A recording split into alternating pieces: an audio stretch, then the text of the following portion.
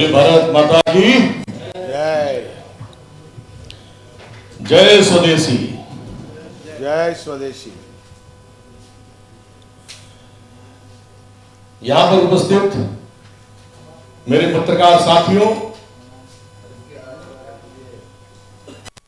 हमारी पार्टी के राष्ट्रीय अध्यक्ष पूनम गुप्ता दीदी श्री, हमारी पार्टी के राष्ट्रीय प्रवक्ता हैदराबाद से राघू जी, हमारे पार्टी के राष्ट्रीय महासचिव जगत चौहान जी, राष्ट्रीय सचिव निगवेंद्र श्रीवास्तव जी, यहां पर उपस्थित हमारी पार्टी के वरिष्ठ नेता विजय सक्सेना जी और जो भी उपस्थित पार्टी के सभी लोग हैं, यहां पर सबका स्वागत है। और ये प्रेस कॉन्फ्रेंस हम शुरू करते हुए आप सबका बहुत ही हार्दिक अभिनंदन और वंदन करते हैं। साथियों, आप सभी को पता है कि भारतीय स्वदेशी कांग्रेस को अच्छी जीत मिली पीछे मध्य प्रदेश के एमसीडी चुनाव में। उत्तर प्रदेश में भी आप सबने समर्थन दिया और अभी तक पार्टी 2 वर्षों में 7 राज्यों में अपनी पहचान बना चुकी है। और अब चूंकि ये पार्टी लोकसभा चुनाव में चुनाव जीत करके भारत देश के अंदर जो मूलभूत आवश्यकताएं हैं, जो जरूरतें हैं, जो चेंजेस, जो बदलाव के लिए भारतीय स्वदेशी कांग्रेस का हम लोगों ने निर्माण किया है, सभी ने आप सबके सहयोग से, हम उस पर चर्चा करते हैं। अपने विजन और मिशन के ऊपर हम आज बात करते हैं। देखिए, भारतीय स्वदेशी कांग्रेस का जो मुख्य एजेंडा है, हम स्वदेशी स्वराष्ट्र चाहते हैं। हम भारत देश को पूरे विश्व में विश्वगुरु बनाना चाहते हैं। हम ग्लोबलाइजेशन के खिलाफ नहीं है, लेकिन हम ये चाहते हैं कि सबसे पहले आप पत्रकार भाइयों से लेकर के, मैं से लेकर के मेरे देश का विकास हो, स्वदेशी स्वराष्ट्र की स्थापना हो, तभी ये भारत देश आर्थिक दृष्टि से संपन्न बनेगा, तभी इस देश को आगे बढ़ाया जा सकता है। हम लोग आज ये घोषणा करते हैं कि हम इस भारत देश को आर्थिक दृष्टि से स्वतंत्र कराने के लिए आर्थिक स्वतंत्रता का अभियान शुरू करते हैं। अभी पीछे हम लोगों ने सोचा कि हम लोग स्वदेशी सत्याग्रह आंदोलन करें, लेकिन पता लगा कि भारत देश में अब स्वदेशी सत्याग्रह कोई नहीं कर सकता, उस पर बैन लगा दिया गया। बड़ा दुर्भाग्य है कि अपने देश को बढ़ाने के लिए संघर्ष नहीं किया जा सकता। लेकिन फिर भी लीगल प्रोसेस के अंदर रहते हुए, चूंकि हम लोग देश को नैतिकता का पाठ पढ़ाते चले आए हैं, देश को आगे बढ़ाना है, इसलिए हम लोग आर्थिक स्वतंत्रता के लिए संघर्ष करने के लिए भारतीय स्वदेशी कांग्रेस संपूर्ण भारतवर्ष में प्रत्येक गांव के अंतिम व्यक्ति के लिए आगे आ रही है। ये हम क्यों कर रहे हैं? क्योंकि आज बेरोजगार भारत है। हमने 4 मुख्य पॉइंट इसके लिए लिए हैं रोजगार के लिए। हम ये क्यों कर रहे हैं आर्थिक स्वतंत्रता के लिए संघर्ष? क्योंकि आज बेरोजगार भारत है और बेरोजगार भारत का उपाय क्या है? उसके लिए जिस दिन से ये पार्टी बनी थी, हमने कहा था कि हमारी सरकार जहां जहां भी बनेगी, हम रोजगार गारंटी विधेयक लगाएंगे। और रोजगार गारंटी विधेयक का मतलब क्या है?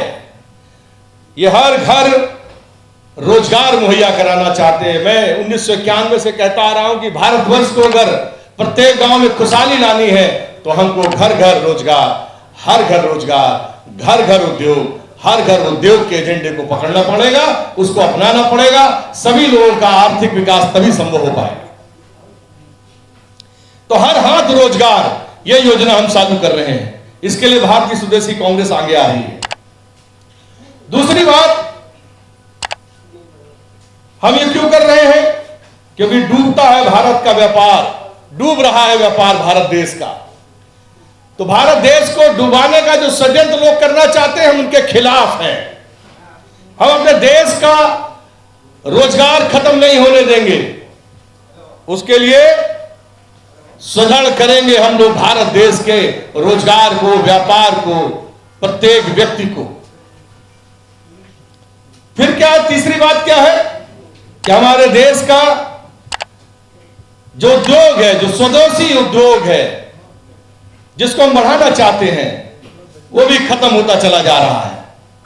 चारों तरफ आप देख रही हैं निज नए कानून, निज नए रेट्स, जीएसटी की परेशानियां, सर्वर की परेशानियां, आईटी उद्योग की परेशानियां। ये डिजिटलाइजेशन के चक्कर में चाहे कुछ भी आप बंद कर लो, देश नहीं बंद होने दूंगा। यह संजय अग्रवाल का वादा है आपसे। जेबें खाली कर दो, गुल्लक के पैसे तोड़ दो, सारे पैसे अपने उपयोग में लगा लो, लेकिन देश का अर्थ व्यवस्था, चूंकि मैं पूरे जिंदगी व्यापार उद्योग को प्रोटेक्शन देता रहा हूं, किसानों को, जवानों को के लिए लड़ता रहा हूं, मैं खुद एक किसान हूं, तो यह देश नहीं डूबने दूंगा। ये जो हमारी अनऑर्गेनाइज ताकत है, चाहे कृषि की हो, चाहे उद्योग की हो, चाहे व्यापार की हो, इसको खत्म हम नहीं होने देंगे।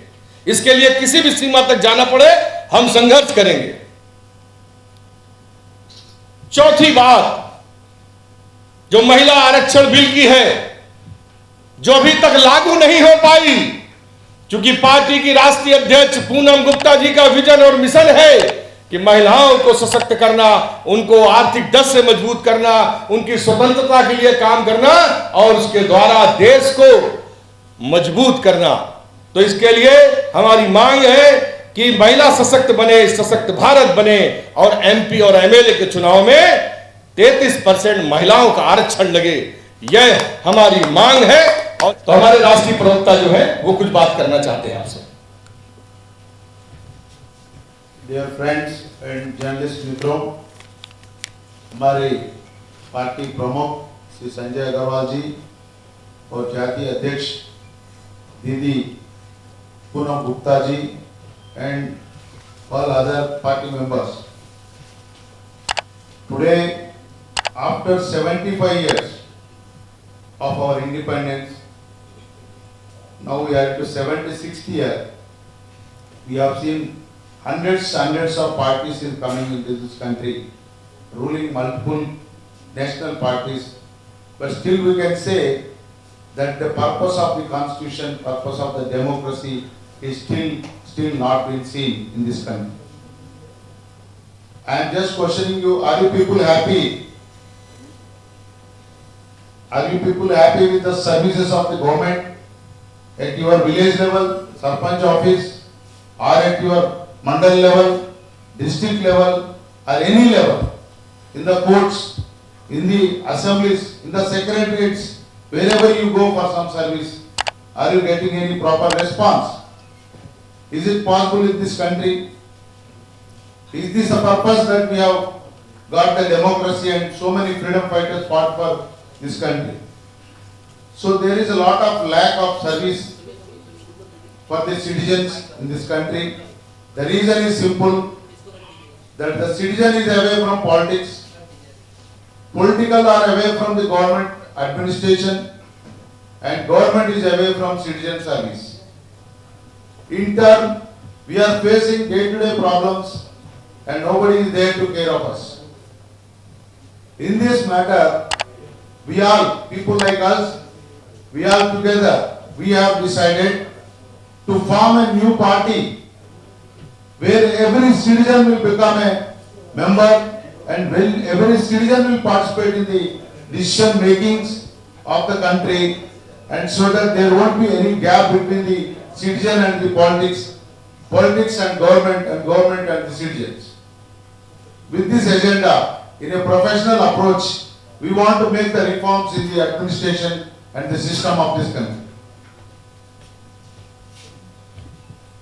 So I would like to inform each and every citizen of this country and also the journalists here that this party is mainly focusing on empowering every citizen of this country. There should be a response, respect and recognition to every citizen, so that the real value of the independence, the real value of the democracy we can see in this country.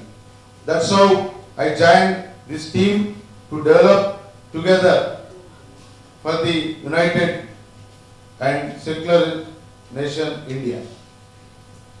हाँ जी। साथियों, बड़ा मजाक सा लगता है हमारे देश में 75 साल होने जा रहे हैं देश के, और 75 सालों में भारत का निर्माण हमारी अभी तक की बात या कर नहीं पाए। एक आदमी ने किसी बात में झगड़ा किया, दूसरे ने कहा कि मैं ये नहीं होने दूंगा, उसकी सरकार बनी, उसने वही एजेंडा लागू कर दिया। नया क्रिएटिव कुछ नहीं है, सृजन कुछ नहीं है, देश के निर्माण के लिए नहीं, व्यक्ति अपने खुद के निर्माण के लिए लगा हुआ है। और सबसे बड़ा दुर्भाग्यपूर्ण क्या है कि पहले परिवारों की सरकार बनती रही, अब व्यक्तिवादी सरकार बन रही है। और हम क्या चाहते हैं आप सबके साथ मिलकर के? हम ये चाहते हैं कि अब नहीं चलेगी, नहीं बनेगी व्यक्तिवादी व्यक्तियों की सरकार। अब नहीं चलेगी, नहीं बनेगी, ना बनने देंगे व्यक्तिवादी व्यक्तियों की सरकार, ना परिवारवादियों की परिवारवादी विदेशी सरकार। अब बनेगी स्वदेशी, हमारी आप सबकी भारतीय स्वदेशी कांग्रेस की स्वदेशी सरकार, स्वदेशी सरकार, स्वदेशी सरकार। बोलिए, आप लोगों को चाहिए कि नहीं चाहिए अपने देश की सरकार? आप पत्रकार भाई, मैं आप ही लोगों से पूछता हूं, चाहिए ना देश की सरकार? विदेशी सरकार कौन सी? विदेशी सरकार जिसमें विदेशी लोग शासन करे, जिसमें विदेशी पॉलिसी शासन करे। अभी हमारे देश में किसान बिल क्या था?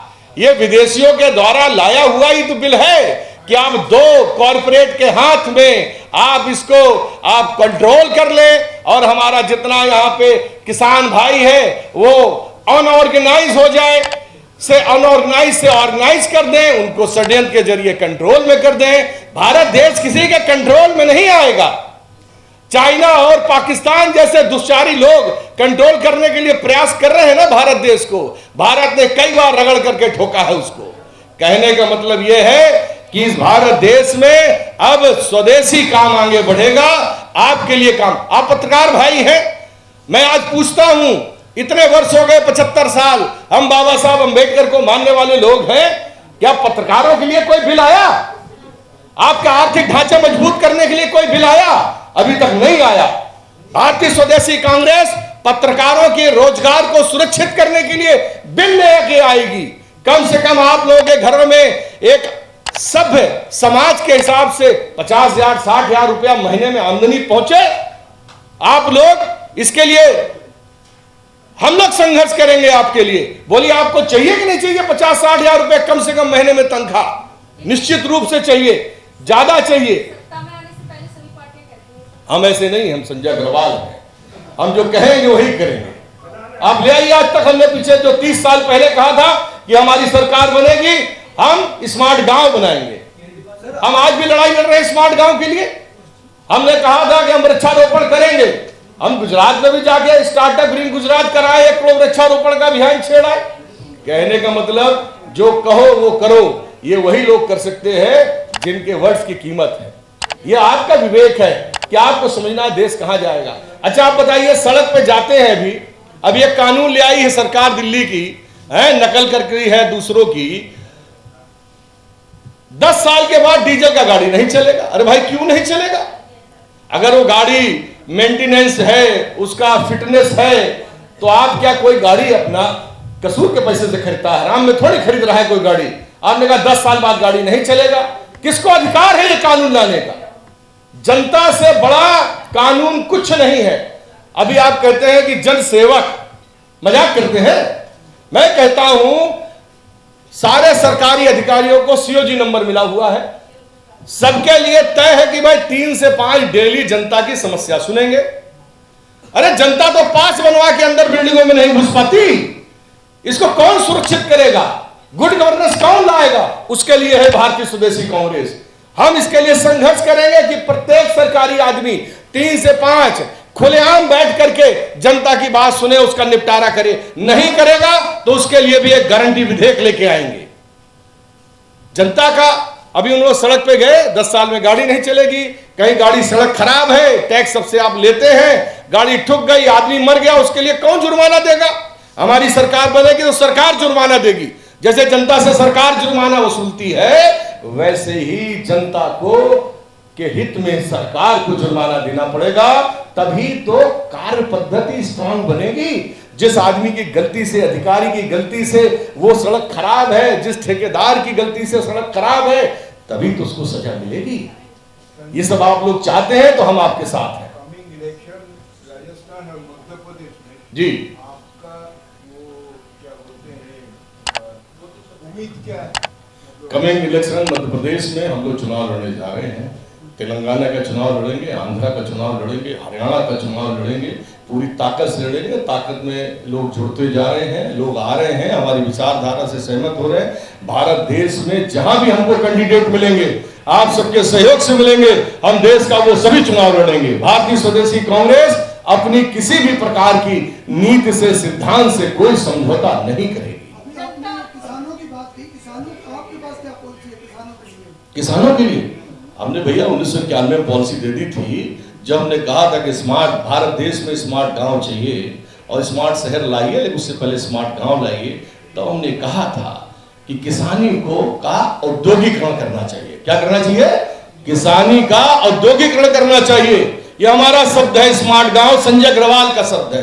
पहली बार हमने कहा था प्रत्येक गांव के अंतिम व्यक्ति को आर्थिक दृष्टि से सशक्तिकरण बना करके, प्रदान करके, रोजगार मुहैया करा करके आत्मनिर्भर भारत का निर्माण करेंगे। किसी को 5 किलो गेहूं, 5 किलो चावल, 1 किलो दाल दे करके कोई आत्मनिर्भर भारत बनेगा क्या? रोजगार, सुरक्षित रोजगार, किसानी को बनाइए औद्योगिकरण, अच्छी बीज दीजिए। वहीं पे हर किसान के पास एक फैक्ट्री लगाते हो, 2000 स्क्वायर फुट में, 5000 स्क्वायर फुट में फैक्ट्री लग जाती है। क्यों नहीं ऐसी व्यवस्था करते जिसके पास, किसान के पास 10 एकड़, 20 एकड़, 5 एकड़, 1 एकड़, कई एकड़ जमीन है, वहां उद्योग लगाओ। किसानी जो उसकी उपज होती है उसको फैक्ट्री वही लगवाओ, पूरा देश खुशहाल बनेगा। वो योजना संजय अग्रवाल के पास है, किसी के पास हो। मैं तो चैलेंज करता हूं भारत देश के जितने भी नेता, जितने अधिकारी हैं, लाइव बैठिए, चर्चा करिए, आइए बात करिए, सॉल्यूशन मैं दूंगा आपको, और ना दे पाऊं तो राजनीति से संन्यास ले लूंगा। जी बोलिए।